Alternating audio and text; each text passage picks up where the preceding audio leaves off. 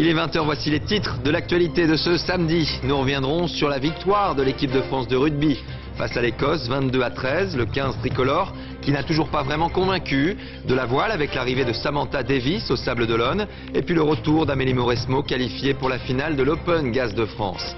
Dans l'actualité également, ce rebondissement au procès en appel d'Yvan Colonna. Ce sont les révélations d'un ex-collaborateur du préfet Rignac qui sème le trouble. Selon lui, 2 suspects dans cet assassinat n'auraient jamais été arrêtés. Une question, le procès est-il menacé ? Le temps des vacances, des quais de gare surchargés mais des embouteillages moins importants que prévu. En revanche, le froid et la neige sont bien là pour ceux qui ont pris la direction des stations de ski. Vers un nouveau congé parental, il serait plus court. Le chef de l'État a lancé cette piste de réflexion. Les femmes choisissent-elles ou subissent-elles ce congé? Élément de réponse ce soir. Nous sommes le samedi 14 février, c'est le jour des amoureux, la Saint-Valentin. C'est une petite pause dans ce monde de brut. Le grand format donne la parole ce soir à ceux qui s'aiment et cela fait du bien. Bonsoir et merci d'être avec nous et on commence donc par la victoire de l'équipe de France de rugby. Le 15 tricolore s'est imposé cet après-midi face à l'Écosse, 22-13. Après la défaite la semaine dernière en Irlande, les Bleus ont-ils vraiment rassuré leurs supporters? Eh bien, pas si sûr. On voit tout cela avec Aaron Tanzit et Sylvain Doba. Pour rassurer leurs supporters, au moment où retentit la Marseillaise, les Français n'ont pas le choix. Cet après-midi au Stade de France, ils doivent vaincre et convaincre face à des Écossais vieillissants dont la dernière victoire à Paris remonte à 1999. Une première mi-temps pleine de doutes pour les partenaires de Lionel Boxis, habillés en blanc pour l'occasion. Pas grand-chose à savourer, excepté les 2 pénalités réussies par le Parisien, contre une pour les Écossais. Après 40 minutes, les Français regagnent les vestiaires sous les sifflets du Stade de France. En deuxième mi-temps, la France retrouve le fil face à l'Écosse. 45e minute, le match bascule. Premier essai pour les Français. Sur une passe de Médard à la limite de l'en avant, Ouedraogo aplati et s'est transformé 13-3. Avec 10 points d'avance, la France respire un peu mieux. Chabal entre alors en jeu. Mais l'Écosse s'accroche et parvient à transpercer le rideau défensif français. 19-13, les Écossais sont à 6 points. Trop tard, ils ne reviendront jamais. On n'a pas fait les choses parfaitement aujourd'hui, mais c'est un bon début quand même. On avait vraiment besoin de gagner pour pouvoir souffler et préparer le reste du tournoi un peu plus sereinement. Grâce à une dernière pénalité de Boxis, la France s'impose 22-13. Une semaine après sa défaite en Irlande, l'équipe de Marc Lièvremont remporte une petite victoire face à l'Écosse. J'espérais passer une bonne soirée ce soir et fêter la Saint-Valentin avec mon épouse et un truc. Et bon, je pense que je vais encore me coller une séance vidéo en rentrant. Pour gagner dans 2 semaines face au Pays de Galles, le 15 de France devra montrer autre chose. Et nous reviendrons sur toute l'actualité sportive à la fin de ce journal, avec du rugby, de la voile et du tennis. On ne s'attendait pas à une telle déclaration lors de ce procès en appel d'Yvan Colonna. Alors que faut-il penser de ce nouveau témoignage? Un commissaire de police est venu affirmer à la barre hier soir que 2 hommes soupçonnés d'avoir participé à l'assassinat du préfet Rignac étaient peut-être en liberté. Information qu'il avait communiquée au parquet. Les avocats de la défense ont très vite réagi. Aurélia Guillemin, Sylvie Fradin et Alexis Fischer. Les avocats de la défense, abasourdis par ce qu'ils viennent d'entendre. Le dernier témoin de la journée a stupéfié la salle d'audience. Didier Vinolas, ex-collaborateur du préfet, a déclaré devant le tribunal: il y a peut-être 2 hommes dans la nature qui ont participé à l'assassinat du préfet. Le témoin assure même connaître leur identité et ajoute: je ne vivrai pas jusqu'à la fin de ma vie avec ça sur la conscience. Du pain béni pour la défense d'Yvan Colonna. Nous avons toujours dit et répété que manifestement dans cette affaire il y avait des gens, et notamment des policiers, et notamment des gens dans les rouages de l'État qui savent qu'Yvan Colonna est innocent. Ils le savent, ils le savent. Mais pour la famille Rignac, tout cela est anecdotique.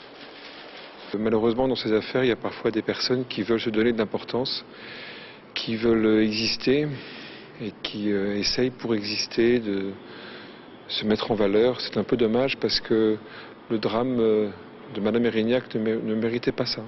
Le témoin dit détenir ces éléments d'un informateur dont il préfère taire le nom, mais affirme les avoir communiqués aux autorités judiciaires sans suite. Seul devoir du parquet général en la matière était de s'assurer que ce témoin puisse être convoqué devant la cour d'assises pour y être entendu C'est ce qui a été fait.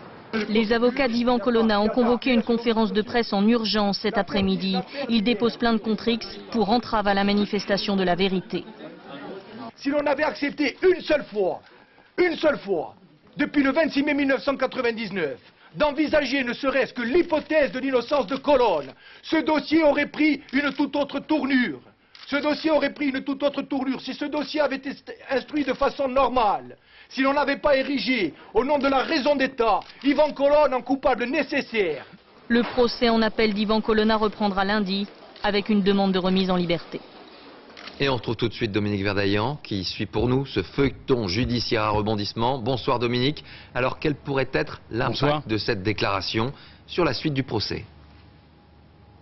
En tout cas, ce qu'il faut dire, c'est que pour un président de cour d'assises, c'est évidemment le pire des scénarios, tellement ce tremblement de terre était inattendu et dévastateur. Et bien malin qui peut dire ce soir quelles vont être les suites, car les avocats de la défense eux-mêmes n'ont pas choisi encore leur solution. Dans un premier temps, ils ont évoqué une demande de supplément d'information, ce qui aurait pour conséquence de renvoyer le procès à plusieurs mois. Lors de leur conférence de presse, un des avocats d'Ivan Colonna a même dit que pour lui, le président de la cour d'assises ne pouvait plus présider cette audience. Vous le voyez, on est arrivé à un point de rupture, de tension rarement vue dans un procès.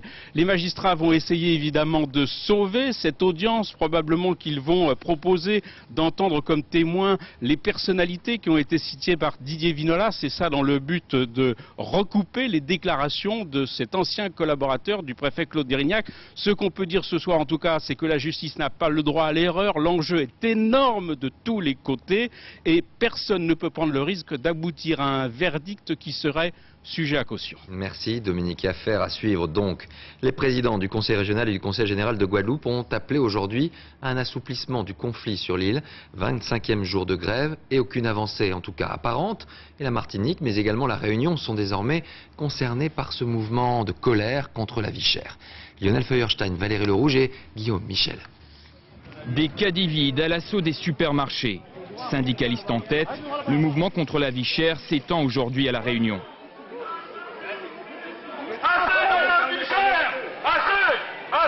Comme dans les Antilles, le collectif qui vient de se créer demande une augmentation des salaires et une baisse des prix. Un appel à la grève générale a été lancé pour le 5 mars. En Guadeloupe, après 25 jours de blocage, la situation reste toujours aussi tendue. Réquisitionnée par les gendarmes, une poignée de stations essence a ouvert quelques heures. Le problème, c'est qu'on a une réquisition jusqu'à 13h avec les forces de l'ordre. Et les forces de l'ordre, en principe, ils nous quittent à 13h. Même difficulté pour cet hypermarché qui a ouvert ses portes exceptionnellement ce matin. Certains habitants ne cachent pas leur exaspération. J'espère que ça va s'arrêter bientôt parce que là, on n'en peut plus. On est vraiment sur la cata. Les élus des Antilles ont appelé le collectif contre l'exploitation à assouplir son mouvement. En échange, ils proposent le versement d'une prime exceptionnelle. Nous proposons une prime salariale correspondant à 100 € payée aux salariés des petites et moyennes entreprises percevant jusqu'ici 1,4 SMIC. Ça fait quand même des sommes importantes pendant 3 mois. Le secrétaire d'État à l'Outre-mer, Yves Gégaud, a réaffirmé aujourd'hui que le gouvernement était en train de construire un plan global pour les Antilles, pour la Guyane et la Réunion. Le Conseil interministériel de l'Outre-mer doit être mis en place rapidement. Cela ressemble à un ultimatum. La ministre de l'économie, Christine Lagarde, souhaite que les caisses d'épargne et la Banque populaire accélèrent la manœuvre en vue de leur rapprochement. Une fusion qui pourrait être annoncée le 26 février prochain, date à laquelle on connaîtra également l'état des finances de ces deux banques et l'on parle déjà de pertes importantes. Julien Dupéret et Mathieu Nivenglowski. Il y a des mariages qui sont plus attendus que d'autres, celui des caisses d'épargne et des banques populaires est de cela. D'autant plus que l'un des conjoints n'est pas en bonne santé. Selon des informations parues dans la presse, l'Écureuil s'apprêterait à annoncer une perte historique, autour de 2 milliards d'euros en 2008. Un gouffre que la fusion pourrait atténuer. Le contexte économique, bancaire et financier n'est pas facile. Il n'était pas facile en 2008. En 2009, il va rester pas facile. Donc moi, je considère que le fait de concrétiser ce qui est quand même annoncé depuis des mois, ça va permettre de donner sans doute à ces deux groupes mariés, fusionnés, un nouveau départ. Commencées en octobre, les discussions pour la fusion doivent aboutir à la création du deuxième groupe bancaire français. Une fusion souhaitée par l'État et rapidement.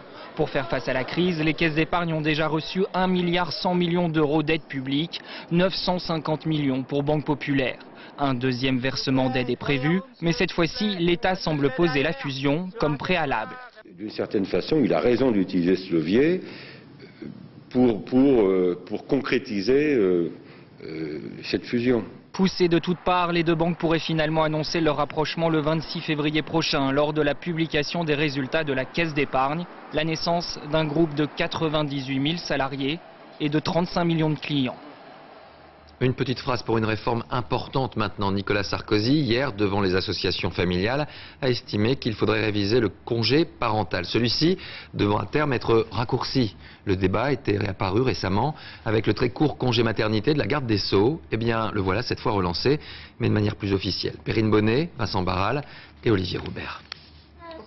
Depuis 5 ans, Claire Tiburce a mis son métier d'institutrice entre parenthèses pour devenir maman à temps complet. Et Adrien, l'aîné, ne s'en plaint pas. Pour les devoirs, par exemple, c'est assez pratique parce qu'elle peut nous aider, alors que, par exemple, si on n'en a pas, des fois, on peut avoir des problèmes. Les devoirs, les premiers pas, pas question pour elle de rater ça.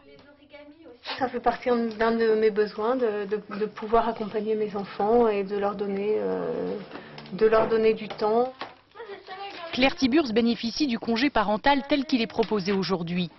Dès le premier enfant, le parent peut s'arrêter 6 mois et au deuxième jusqu'à 3 ans, tout en continuant à toucher une indemnité mensuelle allant de 138 à 552 € selon le revenu de départ.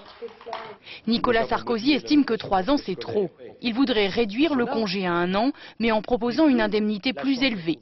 L'argument, une longue absence pénalise pour le retour à l'emploi. 800 000 femmes au foyer sont ainsi coupées du marché du travail, un gâchis selon ses termes. Pour Claire Tiburce, le gâchis serait de revenir en arrière. 3 ans, c'est vraiment formidable parce que c'est vraiment toute la période de la petite enfance jusqu'à l'école et que de donner la chance aux mamans d'accompagner leurs enfants dans cette période cruciale, c'était vraiment quelque chose de formidable et que ça sera un manque à gagner humain pour beaucoup de mamans. La proposition fait aussi grincer des dents dans la majorité. Toutes les femmes ne sont pas des ministres, a déclaré Christine Boutin, évoquant le retour au travail de Rachida Dati, 5 jours seulement après son accouchement. Dans l'actualité à l'étranger, des dizaines de milliers de Libanais ont tenu à faire du 4e anniversaire de l'assassinat de l'ancien Premier ministre Rafik Hariri un événement politique, une forte mobilisation qui résonne comme le lancement de la campagne électorale. Lors des législatives, dans 3 mois, le peuple libanais aura à nouveau son destin en main. Philippe Rochaud. La place des Martyrs envahie pendant 4 heures par plusieurs dizaines de milliers de manifestants. Ils étaient venus rendre hommage à Rafik Hariri, l'ancien Premier ministre libanais, mort dans un attentat en plein cœur de Beyrouth il y a 4 ans. Nous voulons enfin connaître la vérité et savoir qui tue notre jeunesse. Nous sommes pour la tenue du tribunal international. 4 ans après cet attentat à la voiture piégée qui a tué Rafik Hariri et 21 autres personnes, un tribunal spécial pour le Liban va se tenir à La Haye. La Syrie reste fortement soupçonnée. Nous voulons dire au martyr Rafik Hariri que le tribunal international va confondre enfin les oppresseurs. Les partisans de Rafik Hariri qui soutiennent la majorité parlementaire anti-syrienne ont voulu montrer par cette manifestation qu'ils étaient déjà mobilisés pour les élections du 7 juin. Mais le Parti de Dieu, le Hezbollah pro-syrien, espère bien les remporter. Aux États-Unis, il y avait apparemment beaucoup de glace sur les ailes de l'appareil qui s'est écrasé dans l'État de New York, qui a fait 50 victimes. C'est en tout cas ce qui ressort des enregistrements des boîtes noires recueillies par les enquêteurs. La presse américaine qui revient, vous allez le voir également, sur le destin de l'une des victimes de la catastrophe. Bernard Lebrun. Les pompiers de cette petite ville de la banlieue de Buffalo n'avaient jamais vu pareille catastrophe. Un avion tombé en pleine nuit au milieu de leur pavillon. Le ciel sur la tête. Voici ce qu'il reste du bimoteur de la Continental Airlines. Les 44 passagers et 4 membres d'équipage ont péri, ainsi qu'un habitant au sol. Selon les enquêteurs, après première analyse des boîtes noires, le froid et donc l'absence de dégivrage seraient la cause du crash. L'équipage parlait de lourdes couches de glace en formation sur le pare-brise et sur l'extrémité des ailes. À bord de cet avion est décédée cette femme, Beverly Eckert, que Barack Obama recevait il y a 8 jours. Beverly était la leader des familles des victimes américaines du 11 septembre 2001. Son mari, Sean, est décédé dans la tour sud du World Trade Center après un dernier coup de fil, comme celui-ci.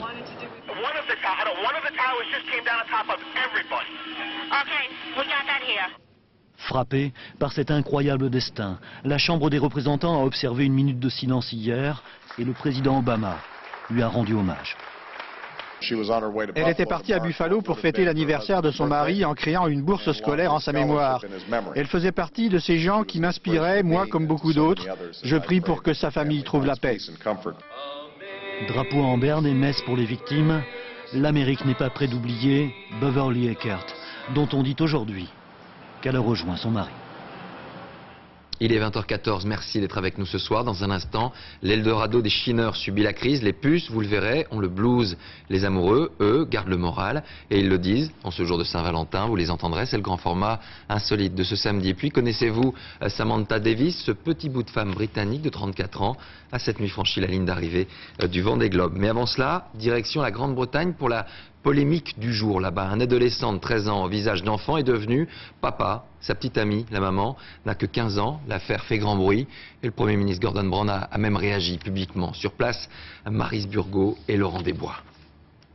Ce n'est pas le frère et la petite sœur, c'est le père et la fille. Maisie est née en début de semaine dans le sud de l'Angleterre. Son père a 13 ans et les traits de l'enfance. Sa mère a 15 ans.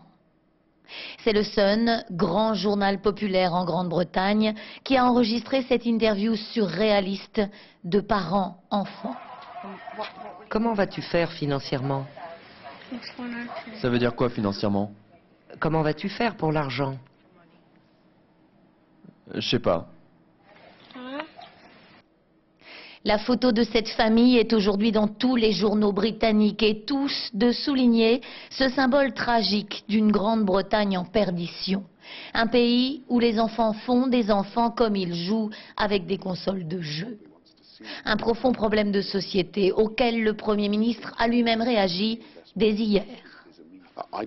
Je ne connais pas les détails de cette affaire, mais je crois que nous voulons tous lutter contre ces grossesses chez les adolescentes. La Grande-Bretagne connaît le plus fort taux de grossesse chez les adolescentes en Europe. Cette jeune fille a eu son fils à 15 ans. Difficile évidemment de passer des bancs de l'école à la maternité. Vous avez tout à coup beaucoup de responsabilités. Il faut grandir vite et il faut surtout profiter de l'aide qui vous est offerte. Ce papa envisage de vivre avec son bébé chez les parents de sa jeune compagne. Elle a déjà elle-même 5 frères et sœurs. Il faut donc beaucoup de provisions pour une telle maisonnée.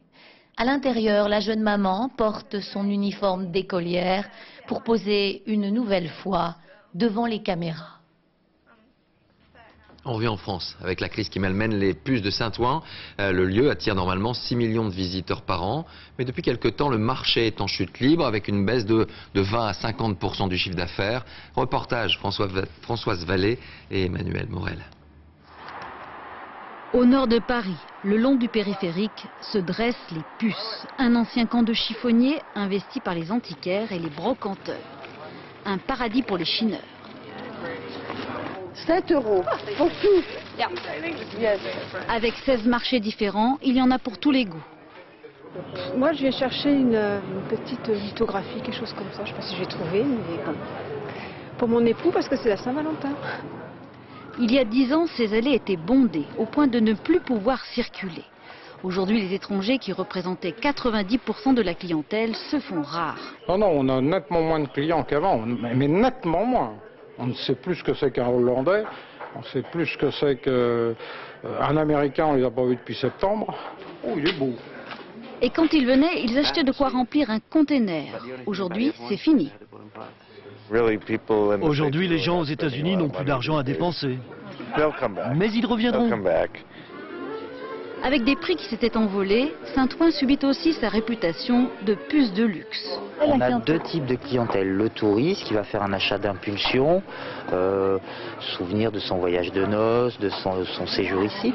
Et puis après, des gens qui vont s'acheter une nouvelle villa à Malibu et qui vont pouvoir passer 3 semaines à courir l'Europe pour meubler leur nouvelle résidence. Mais Malibu ne peut plus faire vivre tout le monde. On peut peut-être alors faire quelques bonnes affaires. Je finis de la peindre, de la tirer et ça partira à 150 €. J'ai quelque chose de très joli à vous proposer pour la Saint-Valentin. Vous voyez, c'est présenté dans une boîte cœur. Et vous nous faites un prix? Ah non, on ne dit pas le prix, c'est un cadeau. Les départs en vacances, et il y avait finalement plus d'embouteillages sur les quais que sur les routes.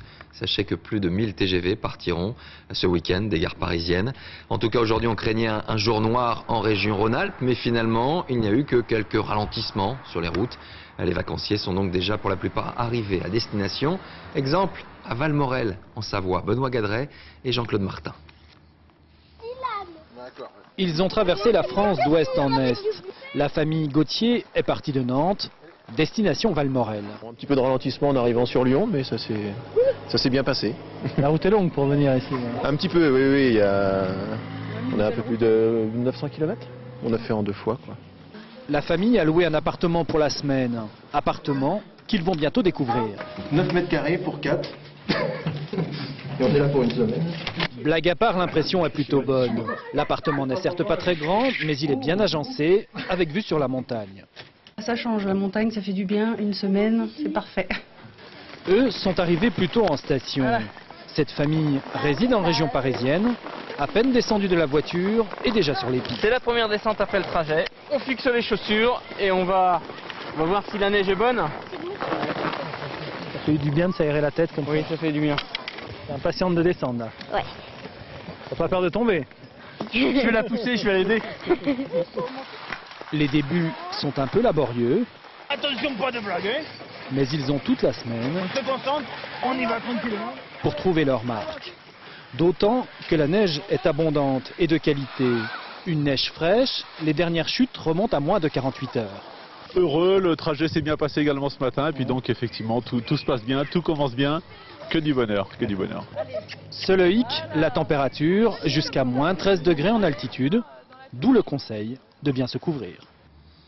Et si on parlait un peu d'amour, la Saint-Valentin est certes devenue une fête commerciale, mais c'est aussi l'occasion de se parler, de se dire de jolies choses. Et on ne va pas s'en priver en ce moment. L'amour de 7 à 77 ans avec François, Julien Piednoir et Mathieu Bierden. Un gardien d'immeuble fleur bleue, un couple d'éternels amoureux, un boucher au cœur tendre, des hommes qui s'aiment. On s'est rendu aux 4 coins de la Saint-Valentin et on a d'abord croisé Francis, gardien d'immeuble célibataire. Généralement, il déteste cette fête, les célibataires. Lui, il en est fou amoureux.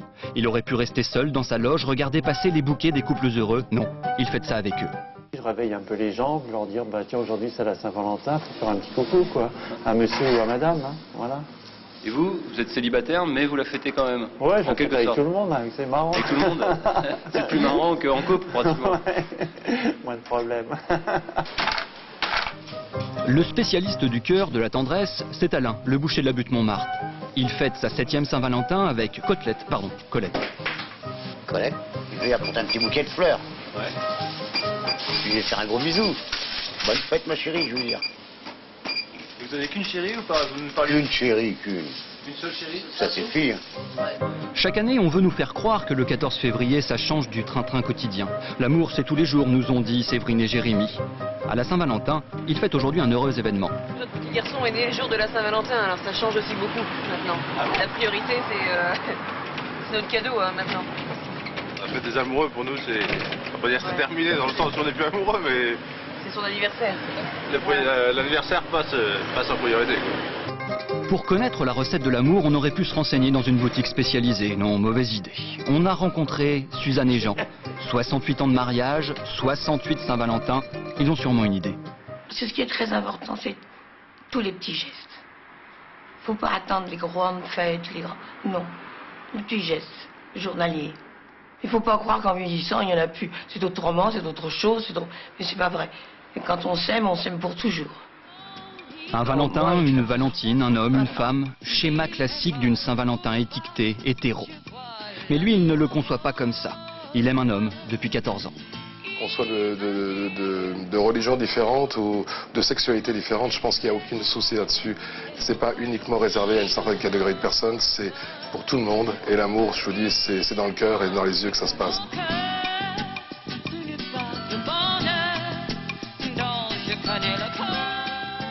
Voilà, et on revient au sport. Je vous rappelle qu'en rugby, le 15 tricolore a battu sans vraiment convaincre l'Écosse cet après-midi au Stade de France. Autre rencontre du jour avec la victoire du Pays de Galles sur l'Angleterre aujourd'hui à Cardiff. Victoire 23-15, voici le dernier essai. De la voile maintenant, avec un retour sur le parcours d'une jeune femme attachante. Elle est britannique, elle n'a que 34 ans et elle est arrivée cette nuit au Sable d'Olonne en 3e position du Vendée Globe. Un tour du monde difficile mais qu'elle a toujours affronté. Vous allez le voir dans la bonne humeur. Aron Tanzit. Une aventurière des mers arrivée à bon port et sous bonne escorte. Des dizaines de bateaux sont venus accueillir Samantha Davis au Sable d'Olonne ce matin. Après 95 jours, 4 heures et 39 minutes, l'Anglaise en a fini avec son tour du monde en solitaire. C'est un peu bizarre, après 3 mois en solitaire, de trouver tellement du monde qui sont tous en train de me regarder. C'est un peu la traque. Elle la traque et le fun. 13 jours après le vainqueur des joyaux, Samantha Davis s'empare de la 3e place en attendant l'arrivée de Marc Guillemot. C'est la première femme à terminer ce Vendée Globe 2008-2009. Il fait super beau, il fait super chaud, je pense qu'il fait à peu près 35 degrés. Les cartes postales de l'Anglaise sont devenues un grand classique de ce Vendée Globe. Par tous les temps, la navigatrice a inondé la terre de messages, souvent drôles. Et là, il reste 3 poires bonbons fondus en bas, parce qu'il est tout mangé. Tout mangé et tout bu. La pétillante Anglaise de 34 ans a savouré son arrivée le jour de la Saint-Valentin. Parfait. Ce soir, Mademoiselle Davis a prévu d'aller dîner avec son bien-aimé. Et revoilà Amélie Mauresmo. La Française a retrouvé tout au long de la semaine son tennis et elle s'est qualifiée aujourd'hui pour la finale de l'Open Gaz de France à Paris en battant la Serbe Jelena Jankovic en 3-7. Elle rencontrera en finale demain la Russe Elena Dementieva. De la mode ce soir, les collections prêt-à-porter adultes nous ont proposé des couleurs flashy et pastel, mais on y retrouvait également encore et toujours le noir, un code couleur longtemps interdit pour les enfants de moins de 10 ans seulement. La tendance est en train de s'inverser, la fin d'un tabou. Parole de spécialiste avec Estelle Collin et Olivier Robert. Ben voilà, aujourd'hui je suis photographe des stars enfants. Tant pis pour les bacs à sable et les cours de récré. Fini la mode polissée au code standardisé. Même Bonpoint, la marque référence des enfants sages, se convertit à l'audace en repeignant ses classiques en noir. Avant, le noir pour enfants, c'était juste Sonia Rykiel qui avait osé et c'était un épiphénomène. Aujourd'hui, dans toutes les marques de mode enfantine, on va trouver le manteau noir. Ça a remplacé le marine. Les bouilles espiègles au look branché se multiplient. Non. On parle tendance, les griffes fleurissent, les créateurs accourent. Voilà, comme ça tu la tiens un peu. Chez Sœur, la marque des grandes, la mode pour enfants s'est trouvé son style. La caricature du vêtement d'adulte réduit, c'est leur mère. Mais elles ne veulent pas être leur mère. Donc en fait, ce qu'elles veulent, c'est être elles-mêmes. Elles ne veulent plus être la petite fille, elles ne veulent pas être leur mère. Donc en fait, en règle générale, il faut trouver un compromis. On a besoin de la blonde. La blonde, voilà. Quelle équipe de choc. D'où l'idée de créer une enseigne totalement dédiée aux préados. Et ce jour-là, Inès de la Fressange avait laissé sa place de top modèle à sa fille Violette. C'est nouveau? Non, j'ai toujours fait des photos. Mais sérieusement, comme ça, pour un magazine, non, jamais. Et en fait, c'est rigolo parce que quand on a été mannequin, quand on a été styliste... On sait tout faire. Bien sûr, cette frénésie a une explication démographique. Depuis le baby-boom de l'an 2000, la France est championne d'Europe des naissances. Du pain béni pour les marques. De la danse maintenant, avec la dernière création de Marie-Claude Pietragala. Elle nous invite à un voyage poétique, celui que fit Marco Polo entre Venise et la Chine sur la route de la soie. Une rencontre avec Isabelle Bechler et Virginie Travers. Julien Derouault incarne Marco Polo. Il a chorégraphié avec Pietragala l'histoire de ce fils de marchand vénitien qui prend la mer vers l'Orient lointain. Allez, allez. Les marins en place. 18 danseurs, dont certains viennent des arts martiaux ou du hip-hop, ont embarqué dans la Caravelle. Le ballet démarre dans le bleu, dans l'élément liquide. Nous sommes au début d'un voyage de 2 ans vers une Chine rêvée. L'aventure absolue pour un jeune homme de 17 ans. Ce Marco Polo, à travers ses pays, à travers ses cultures qu'il va traverser, je crois que c'est d'accepter et de mieux connaître les autres. C'est une façon de s'accepter mieux soi-même, de mieux se connaître soi-même. En fin de compte, c'est peut-être presque un voyage intime. Les danseurs ont pris le chemin de la Chine aussi l'été dernier pour aller créer le ballet au Grand Opéra de Pékin pendant les Jeux Olympiques. Ils ont tous tendu vers une réalité nouvelle, faisant leur la découverte de Marco Polo. C'est pas la Chine qu'on croit en Occident, elle est totalement différente. Marco Polo, on essaie d'imaginer de comment il a voyagé partout et voilà. Donc c'est vrai qu'on maintenant on connaît plus qu'avant. L'exploration de la route de la soie est évoquée à travers les 5 éléments de la culture chinoise, le bois, le feu, la terre, le métal et l'eau. Beaucoup plus coulé, le monde du métal où on est dans le rôle des robots, quelque chose de très rigide. Il y a le monde du feu, où là on est plutôt... Les guerriers, c'est plutôt quelque chose d'assez carré, assez spiritueux. D'après ses mémoires, Marco Polo a passé 17 ans dans la Chine du grand Kubilai Khan. Au terme de sa quête, le ballet lui fait aimer la mystérieuse Dame Blanche.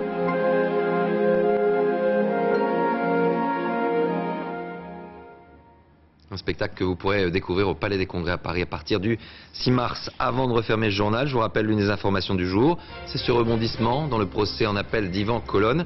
Un commissaire de police est venu affirmer lors de l'audience qu'il y a peut-être aujourd'hui 2 suspects en liberté qui auraient participé à l'assassinat du préfet Erignac et surtout qu'il avait communiqué cette information au parquet. Les avocats du Berger Corse ont très vite réagi à cette déclaration et ont décidé de porter plainte contre X pour entrave à la manifestation de la vérité. Voilà, c'est la fin de ce journal. Merci à vous de l'avoir suivi et désolé pour cette voix un peu voilée. Tout de suite la météo, Nathalie Riouet, 20h35. N'oubliez pas les paroles, une spéciale Saint-Valentin présentée par Nagui. Je vous retrouve demain pour toute l'actualité des 13h et puis je recevrai dans 13h15 le dimanche l'ancien Premier ministre Jean-Pierre Raffarin. Je vous souhaite une très belle soirée et à demain, j'espère.